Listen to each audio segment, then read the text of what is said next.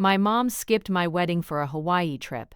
3 days later, she was screaming at my door. The week of my wedding was measured in lists, vendor confirmations, seating chart updates, the final fitting appointment on Tuesday at 3:15 p.m., a spreadsheet I'd built with tabs for catering, music cues, and contact numbers, because I've always been the person who doesn't panic, just organizes. I was also the person my mom counted on to absorb chaos quietly. My fiancé Daniel joked that I could run an airport with a clipboard. He meant it kindly. It wasn't control for control's sake. It was muscle memory. When you grow up in a home where moods change, the temperature of a room, you learn to keep things stable with planning. We decided on a Saturday wedding in late May.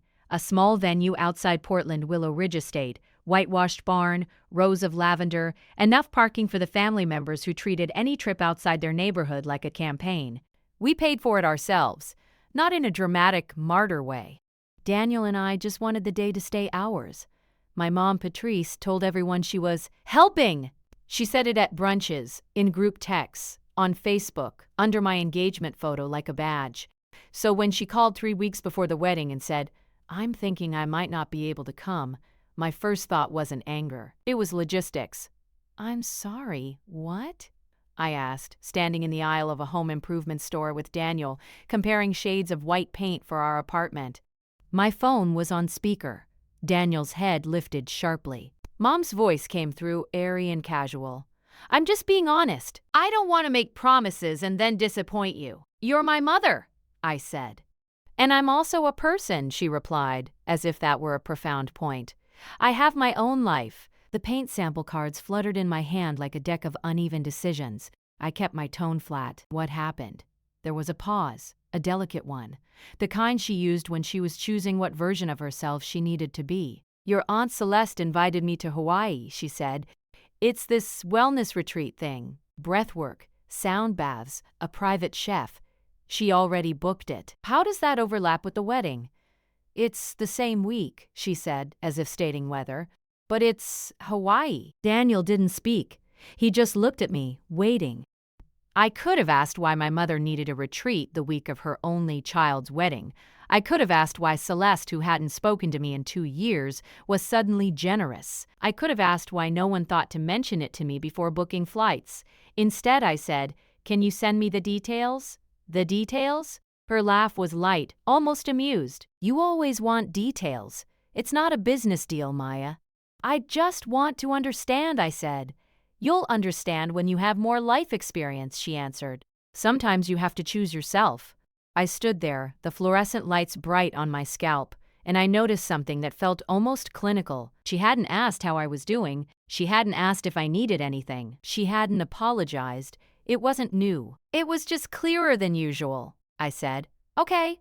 I grabbed accent. "Let me know your final decision by Friday. We have to give the venue final head count." "Friday," she repeated, like I'd assigned homework. "Fine." She hung up before I could say anything else. Daniel set the paint cards down and spoke softly. "Is she serious?" "I don't know yet," I said, "but she's testing something." He waited. "She wants me to beg," I said. Daniel's jaw tightened. "Do you want to?" I exhaled. "No." That night, the family group chat lit up. My mom didn't call me again. She didn't ask about dress alterations or rehearsal dinner timing. Instead, she posted a selfie on her Facebook, fresh blowout, tinted sunglasses, captioned, "Sometimes you have to put you first, Gwess." Aunt Celeste commented first. "Yes, Queen," my cousin Brianna added. "You deserve it after everything." Everything. That word had always been useful to them. It meant whatever they needed it to mean. I didn't respond. I screenshotted it. Not because I had a plan, just because I wanted a record of what was happening in plain text. By Thursday, my mom texted me at 11:42 p.m. Patrice. "Booked. Leaving Wednesday. Back Monday." That was it. No explanation. No, "I'm sorry." No, "I love you." Just an itinerary, like she was informing a neighbor she'd be out of town. I read it twice, then put my phone down. Daniel was in the kitchen rinsing dishes. The apartment smelled like dish soap and basil. "Normal life, she's going," he asked. "Yes." He turned off the faucet. "Do you want me to call her?" I shook my head. No, I'll handle it. How? By not giving her what she wants, I said. What does she want?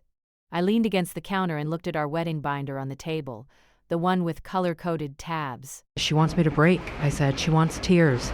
She wants a dramatic moment she can tell people about later, something that makes her look like the victim who tried her best. Daniel watched me. And you're not going to. No, I said. I'm going to finish my seating chart. He didn't smile, but his eyes softened. Okay. Friday morning, I emailed the venue our final head count. Saturday, I met with the coordinator and walked through the ceremony timeline. The photographer confirmed the shot list. The florist sent pictures of the peonies. Every time I said the words, "My mom won't be attending," I kept my voice level. I didn't add commentary. I didn't perform sadness. I just made space for the truth and moved around it. The only person who tried to push me was my grandmother. She called on Sunday afternoon, voice already loaded with disappointment. Your mother told me she's going on a trip. Yes, I said. For your wedding week. Yes. A sharp inhale. Maya, you can't let her do this. I can't control what she does, I replied. You're her daughter, Grandma insisted. That's exactly why you can control it. You just have to talk to her. You always know what to say. That line landed hard because it was familiar. You always know what to say. As if my role in our family was translator, peacemaker, emotional manager. As if I'd been appointed at birth to smooth out Patrice's rough edges so other people didn't have to feel them. I'm not talking her into being a mother, I said. Silence. Then, quieter. She'll regret it. Maybe, I replied. But not today. My grandmother didn't like that answer. She ended the call with something about praying for hearts to soften. I wrote down the date and time of the conversation anyway. It was a habit I'd picked up in my 20s when I realized that, in our family, reality was optional. Monday, Daniel's sister Emily stopped by with a box of place cards. We sat on the living room floor, folding and tying little sprigs of rosemary to each one with twine. It was calm work, repetitive, grounding. Emily glanced at me as she wrote names in neat ink. Are you okay? I'm fine, I said. You don't have to be fine. I didn't look up. I'm not pretending. I'm just not collapsing. Emily nodded like she understood that distinction. Then she said, Do you want me to sit with you when you talk to her? I'm not going to talk to her, I said. Not right now. Emily's pen paused. You're not going to tell her she's hurting you? She knows, I said. That was the part people always missed about my mom. Patrice wasn't oblivious. She wasn't clumsy. She didn't accidentally forget birthdays or misread calendars. She knew exactly how sharp her choices were. She just preferred being admired to being accountable. Tuesday, the day before my mom's flight, she finally called. It was 7:18 p.m. Daniel and I were stuffing welcome bags with mini bottles of water, mints, and a printed schedule. Her voice was bright. Guess what? Celeste upgraded our hotel room. Oceanfront. That's nice, I said. A beat. You don't sound excited, she observed. I'm working, I replied. She gave a small laugh like I was being silly. Maya, it's your wedding week. You should be glowing, not working. I like being prepared, I said. Prepared, she repeated. Right, always prepared. The way she said it made it feel like an accusation. Then she shifted. So, what are you telling people? The truth, I said. What truth? Her tone sharpened slightly, still coated in sweetness. There are so many ways to frame things. I kept my voice calm. I'm telling them you're not attending. And what do they say? She asked quickly. That they'll miss you, I said. Do they ask why? Yes. And what do you say? I say you have travel plans, I replied. Silence. Not because she didn't like the answer, but because she was calculating. Maya, she said finally, softer. You could be more supportive. I didn't react. I didn't argue. I just said, okay. That word, okay, had become my shield over the last few years. It gave her nothing to wrestle with. Her voice lifted with irritation. Okay? That's all? What would you like me to say? I asked. I don't know, she snapped. Something that sounds like you're not punishing me. I'm not punishing you, I said. I'm adjusting. She scoffed. Adjusting. God, you always talk like you're in therapy. I am, I replied evenly. That shut her up for a second. Then she pivoted, as she always did, to reclaim control. I'll FaceTime you on Saturday before the ceremony. That'll be nice. I'll still be there in a way. I imagined my wedding morning, hair pinned, hands steady, phone held up so my mom could watch from a beach in Hawaii. Like a guest, like an audience member, like a person who could leave whenever she wanted. I won't be taking calls that morning, I said. What? Her voice sharpened. Maya, don't be dramatic. I'm not, I said. I just want to focus on the day. I'm your mother. I know, I replied. She exhaled hard. You're really going to do this to me? I didn't answer. I could hear the background of her apartment, television on, dishes clinking. She was probably pacing, holding the phone away and back like she was trying to find the angle where she looked most reasonable. You know, she said, voice gaining that wounded edge she used in public, I've sacrificed a lot for you. I waited. I let her words hang without grabbing them, she continued. Anyway, I raised you alone. I gave up opportunities. I didn't have to. And now you're acting like I'm some villain because I'm finally doing something for myself. I'm not calling you a villain, I said. I'm just not begging you to come. That was the moment the temperature changed. Her voice went cold. Fine. Don't beg. I wasn't going to, I said. Oh. She hung up. I stared at my phone, then set it face down on the table. Daniel watched me carefully. You okay? I nodded. Yes. He waited for tears or shaking hands, but my hand stayed steady as I tied twine around another welcome bag. Inside me, something quiet clicked into place. Not hatred, not revenge, just clarity. I opened a notes app and typed, Tuesday, 7:18 p.m. Mom called. Asked what I'm telling people. Wanted me to frame it. Said I'm punishing her. Said she sacrificed. Hung up. Then I saved it. I didn't know exactly why I was documenting everything yet. Then I locked my phone and finished helping Daniel load the car. I didn't want my reaction to be immediate. Not because I didn't care, but because urgency was never my ally where my mother was concerned. Patrice thrived on it. Panic made her powerful. When the apartment was quiet again, I sat at the table and opened the message fully. Leilani had sent timestamps, screenshots, a booking ledger with names blacked out except one, Patrice L. She's staying at the resort through a third-party luxury rental, Leilani wrote. Not our retreat. No classes, no wellness programming. She's been telling guests she's a keynote speaker. She's not affiliated with us in any capacity. I felt something tighten behind my ribs. Not shock, exactly. More like confirmation.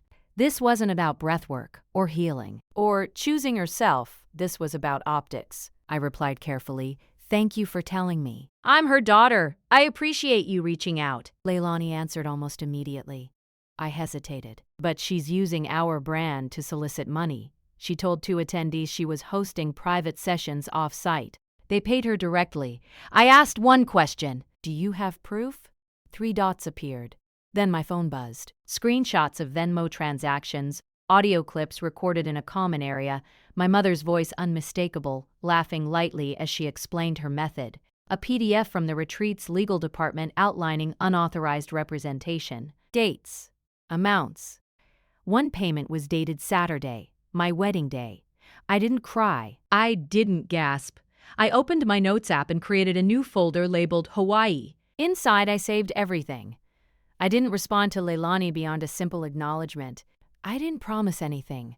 I didn't threaten anything. I just said thank you. I'll be careful. That night, I slept deeply. The wedding came and went in a blur of soft light and steady hands. I walked down the aisle without checking my phone.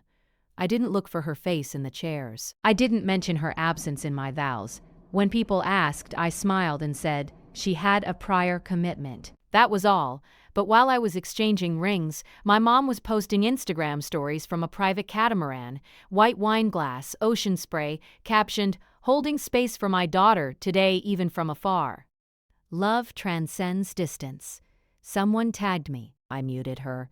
3 days after the wedding, we returned from our mini-moon to a stack of mail. Most of it was congratulatory. Cards, a few checks from older relatives who still believed in sending money the way people used to send casseroles.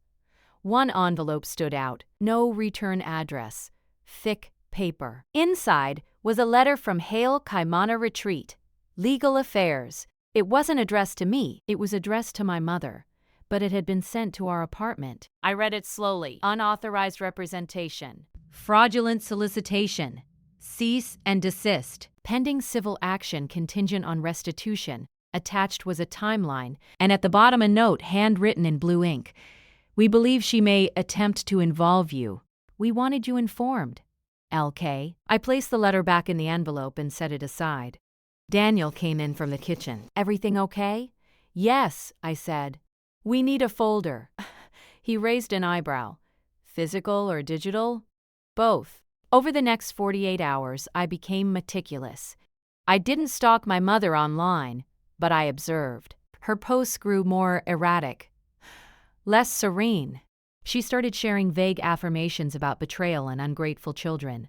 Then she posted a photo of a sunset with the caption, "When family turns their back, the universe steps in." People commented supportively. But one comment stood out.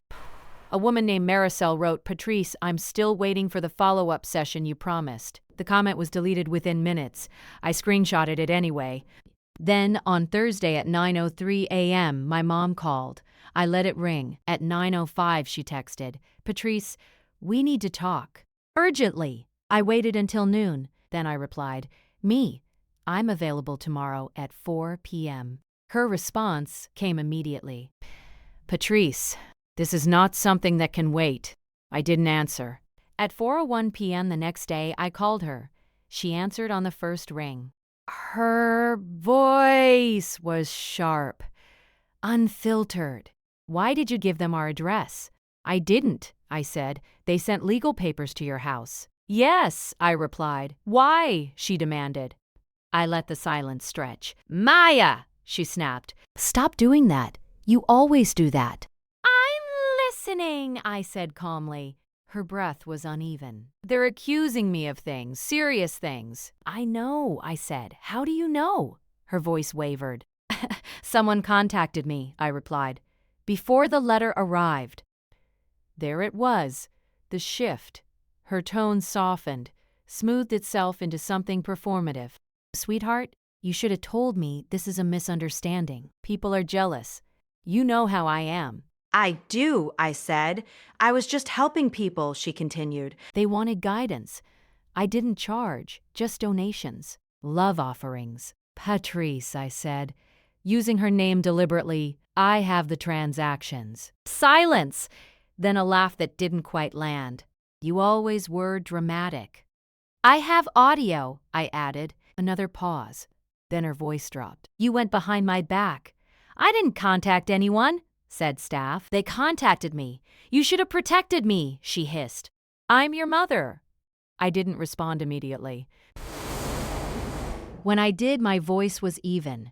"I'm not your legal shield," she inhaled sharply. "If this goes public, it already is," I said. "Just not loudly." She didn't speak. I continued. "I'm not going to fix this. I'm not going to explain it away. I'm not going to lie." Her anger surged. "So, you're choosing them over me." "I'm choosing not to participate," I said. She hung up. 10 minutes later, the doorbell rang. Daniel looked at me from the couch. "Are you expecting someone?" "No," I said. The knocking started then. Hard, frantic. I stood, smoothed my sweater, and walked to the door. Through the peephole, I saw her. Sunburned, hair pulled back too tight, sunglasses pushed up into her scalp like armor she'd forgotten to remove. I didn't open the door. "Maya!" she shouted. "Open up!" I leaned my forehead lightly against the wood. "I know you're in there," she continued. "This is your fault!" I didn't respond. Neighbors' doors cracked open. Someone's dog barked. "Maya," she said again, louder now, voice cracking. "They're threatening to sue me. They're saying fraud. Fraud!" I stayed silent. She pounded again. "You owe me." That was when I turned on my phone's recorder. I didn't announce it. I didn't warn her. I just documented. After 10 minutes, she left. Not quietly, not gracefully, but with enough volume that at least 3 people witnessed it. That evening, my email pinged. It was from Hale Kaimana Retreat, Legal Affairs again. Subject line, escalation. They'd attached a notice of intent to file and copied one additional email address, my mother's. I closed my laptop and looked at Daniel. It's gonna come out, I said. He nodded. When? Soon, I replied. But not because I'd push it. I opened my notes app and added the final line for the day. Friday, 6:47 p.m. Mom showed up unannounced. Yelled. Neighbors witnessed! Audio recorded. I didn't feel triumphant. I felt prepared, because Patrice had always believed that if she controlled the narrative loudly enough, the truth would shrink. She didn't realize that this time she'd chosen a stage with an audience she couldn't charm, and she'd already booked the spotlight herself. The invitation came from my mother's lawyer, not by mail. Not by mail. By email, marked urgent in capital letters, sent at 6:12 a.m. on a Monday. Subject line, family mediation. Confidential. I didn't open it right away. I made coffee. I answered 2 work emails. I fed the plant by the window that Daniel insisted was dramatic, but still watered every morning. When I finally opened the message, it was brief. They wanted a mediated conversation. Neutral ground. No recordings, no third parties. Just me, my mother, and a facilitator. I forwarded it to my own attorney. She replied 20 minutes later with a single sentence. Do not agree to anything off the record. I didn't respond to the lawyer. By midweek, my mother shifted tactics. She stopped contacting me directly and started performing publicly. First, a long Facebook post about being silenced by people you raised. Then a carefully worded Instagram reel about boundaries that felt rehearsed. She cried on camera without smudging her mascara. Comments poured in. People telling her she was brave. People saying adult children were cruel. People tagging me without naming me. I didn't engage, but I tracked everything. Dates, platforms, exact language. Then, on Thursday afternoon, my cousin Brianna called. We weren't close, but she was loyal to whoever was loudest. I just wanted to check in, she said. Tone already waited. Mom's really worried about Aunt Patrice. I know, I replied. She says you're refusing to talk. I'm refusing to negotiate reality, I said. Brianna sighed. She's saying you set her up. I didn't, I said. She says you gave information to people who are trying to ruin her. I didn't, I repeated. Brianna hesitated. Asked yourself attention from your marriage today. You're good with money. They're having a family meeting on Sunday. Everyone's coming. Grandma, Celeste, even Uncle Ron. I stayed quiet. She wants you there, Brianna added, to clear the air. I pictured it instantly. The living room arranged like a courtroom without rules. Patrice at the center, wounded but articulate. Family members nodding, interrupting, reframing. Me expected to soften it, to concede something so everyone could go home believing the system still worked. What time? I asked. 2 o'clock, she said, relieved. At Grandma's. I'll be there, I said. Brianna exhaled. Good. This has gone too far. Yes, I replied. It has. After we hung up, I didn't feel anxious. I felt focused. Sunday morning, I printed everything. Not stacks. Just one clean folder, tabbed, indexed, time-stamped. I included the public posts, the legal notice, the audio transcript from outside my door, the screenshots from Leilani, the deleted comment from Marisol. I didn't annotate, emotionally. I let the facts sit on the page. Daniel watched me from the kitchen table. You don't have to go, he said. I know, I replied. You're choosing to... Yes, he nodded. Do you want me there? I thought about it. No, I said, not yet. At 1:58 p.m., I rang my grandmother's doorbell.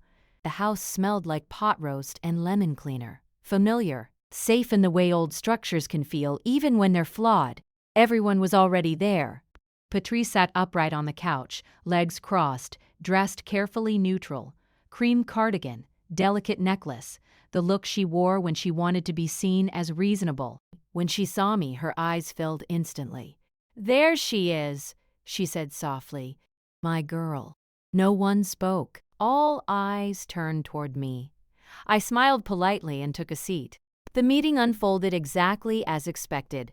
Concern, confusion, carefully phrased accusations disguised as questions. "Why didn't you talk to your mother sooner? Why would you involve strangers? Can't this be handled privately?" I answered only what was asked, briefly, calmly. When Patrice spoke, she spoke beautifully. She talked about stress, about misunderstanding, about how hurtful it was to be abandoned during a crisis. "I never meant to hurt anyone," she said, voice trembling, "especially not my daughter." She dabbed at her eyes. My grandmother reached for her hand. Then Patrice turned toward me. "Maya," she said gently, Tell them you didn't mean for this to get so out of hand." I didn't answer right away. I waited until the room stilled. "I didn't mean for anything," I said. I documented what happened. Patrice's brow furrowed. "Documented?" I reached into my bag and placed the folder on the coffee table. "I brought receipts," I said. The word landed differently than yelling ever could. I didn't open the folder. "Not yet." "I didn't share them," I continued. "I didn't publish them. I didn't contact anyone involved." Patrice's breathing quickened. "But they exist," I said. "And if this conversation turns into a story where I'm responsible for choices I didn't make, I'll correct the record." Silence. Uncle Ron cleared his throat. "Is this really necessary?" "Yes," I said. "Because this is no longer private." Patrice leaned forward. "You're threatening me." "No," I replied. "I'm setting a boundary." Her voice sharpened. "After everything I've done for you?" I met her eyes. "This isn't about our past. It's about the present. The facilitator, an old family friend, someone had inexplicably appointed, shifted uncomfortably. "Maybe we should slow down," she suggested. "I agree," I said. "Which is why I haven't shared anything yet." Patrice's head snapped up. "Yet?" I stood, not abruptly, not dramatically, just enough to signal that something was changing. "I'm going to leave now," I said. "I wanted you to hear this from me first." Patrice rose too quickly. "You don't get to walk away." "I do," I replied. At the door, I turned back. "There's a fundraiser on Tuesday," I said calmly. "The one you're hosting." Her face drained of color. "I know," I continued. "And so does Hail Kaimana's legal team." No one spoke. I left. Tuesday night arrived quietly. The fundraiser was live-streamed. Patrice had advertised it heavily. "Healing Conversations," she called it, suggested donations, testimonials scheduled. I didn't log in immediately. I waited. At 7:14 p.m., my phone buzzed. A text from Leilani. "We're watching." At 7:18, my attorney emailed. "Ready when you are." At 7:22, Patrice went live. She smiled into the camera, confident again. "Grateful, centered." At 7:29, she began telling her story. At 7:31, I clicked join. I didn't speak. I didn't type. I just watched. And when the moderator opened the Q&A, when Patrice leaned closer to the camera, inviting engagement, I raised my hand. The screen flashed. "You have been invited to speak." I accepted. The room went very still. My face appeared beside hers. She froze. "Maya," she whispered, off mic. I smiled politely. "Hi," I said, and before she could stop it, before she could redirect or soften or spin, I shared my screen. The first document appeared. Clear. Dated. Undeniable. And the comments began to explode. I didn't speak right away. The live stream froze for half a second as my screen share stabilized. Then the document came into focus. Clean, centered, unmistakable. Hail Kaimana Retreat. Notice of unauthorized representation date. May 27th, I let it sit there. The comments moved fast. Questions. Confusion. Names tagging other names. A moderator typed something, deleted it, typed again. My mother's smile held for exactly 3 seconds before it faltered. "Maya," she said, still off mic, leaning closer to her screen. "This is inappropriate." I looked directly into the camera. Calm, neutral. "I'm not here to argue," I said. I'm here to clarify. She turned her mic on, voice sharp with urgency. You don't understand what you're looking at. I do, I replied, and so does your audience. I scrolled. The second page appeared. A ledger. Names redacted. Amounts visible. Venmo transactions, May 21st to 27 memo. Healing session. I didn't explain it. I didn't need to, the chat erupted. Is this real? Patrice, what is this? I donated. Why are names blacked out? Is this legal? The moderator tried to mute me. It didn't work. I spoke again, still evenly. I want to be very clear. I did not release these documents publicly. They were sent to me by the organization referenced. I did not solicit this attention. My mother's hands shook as she reached for her water glass. This is private, she insisted. You're humiliating me. I didn't react to the word. I moved to the next file. An audio transcript. Date, May 28th. Recorded in common area. Recorded in common area, I read one line. Just one. I'm not officially part of the retreat, but that's better. It keeps things intimate. Her voice, identical. Casual. The comments stopped being confused. They became specific. That's her voice. Patrice answered the question. You said this was through the retreat. Someone typed, I paid $600. My mother leaned back, eyes darting. Maya, she said, voice breaking now, the practiced vulnerability cracking. Turn this off. We can talk. I shook my head slightly, not privately. The moderator finally spoke, voice tight. We're going to pause the session. Before the stream cut, I said one last thing. I'm stepping away now. Everything shared is timestamped and verifiable. Any questions about refunds or representation should be directed to Hale Kaimana Retreat's legal department. The screen went black. I didn't stay to watch the fallout. I closed my laptop and sat quietly at the table. Daniel came in from the bedroom. He had been listening through the door. It's done, he said. Yes, I replied. My phone buzzed continuously. I didn't check it. An hour later, an email arrived from Hale Kaimana's legal team. Subject, Public Confirmation Body. Thank you for maintaining professionalism. We are proceeding. 2 days later, my mother's social media accounts went dark. The fundraiser page was taken down. The website disappeared. Comments were disabled. The silence was louder than anything she'd posted before. A week after that, my grandmother called. Her voice was different. Quieter. No instructions this time. She didn't tell us everything, she said. I know, I replied. She says you ruined her. I paused before answering. Told the truth. Grandma sighed. She's very angry. I'm sure, I said. Another pause. She wants to see you. I'm not available, I replied. I didn't say it cruelly. I didn't raise my voice. I just stated a fact. In the weeks that followed, the consequences unfolded without my involvement. People requested refunds. Some got them, some didn't. The retreat issued a public clarification distancing themselves from her completely. A few of her closest supporters disappeared. Others stayed quiet. No one asked me to fix it. That was new. One afternoon, I found the folder still sitting on my desk. I didn't shred it. I archived it. Because boundaries aren't about erasing the past. They're about refusing to repeat it. My mother never apologized. She sent one message weeks later. Patrice, I hope you're happy. I read it once. Then I archived that too. I am happy. Not because she fell, but because I stood still. Because I didn't beg. Because I didn't shout. Because for the first time in my life, I didn't absorb someone else's chaos to keep the peace. I let the truth do the work. And I closed the door. I only knew that my mom cared about the story more than the truth. And if she ever decided to rewrite what was happening, I wanted timestamps. Wednesday morning, flight day, she posted again. A photo of her passport on the counter, boarding pass visible, a caption, off to heal. Proud of myself for choosing peace. Some people won't understand, and that's okay. The comments poured in. People calling her brave. People telling her she deserved it. People I barely knew from her yoga class writing heart emojis, like she'd escaped something. I stared at the post for a long moment. Then I took another screenshot, and I said nothing. Not because I didn't have feelings, because I did.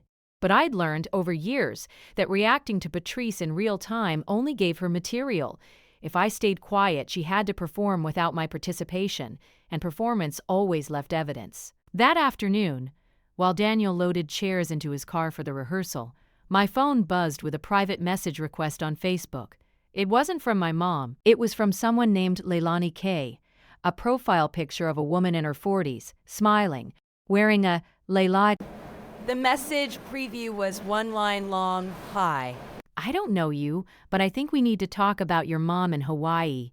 I stared at the screen, my thumb hovering. Daniel called from the other room, asking if I'd seen the ring box. I didn't answer him right away. I opened the message request and read the first sentence, and even before I got to the end of it, I felt my decision harden into something simple. I was going to stay calm. I was going to keep every receipt. And I was going to wait. Leilani's message wasn't long, but it was precise. I'm one of the coordinators at Hail Kaimana Retreat. Your mom posted publicly about being here. She's not attending our program, and I believe you should know why. I read it twice.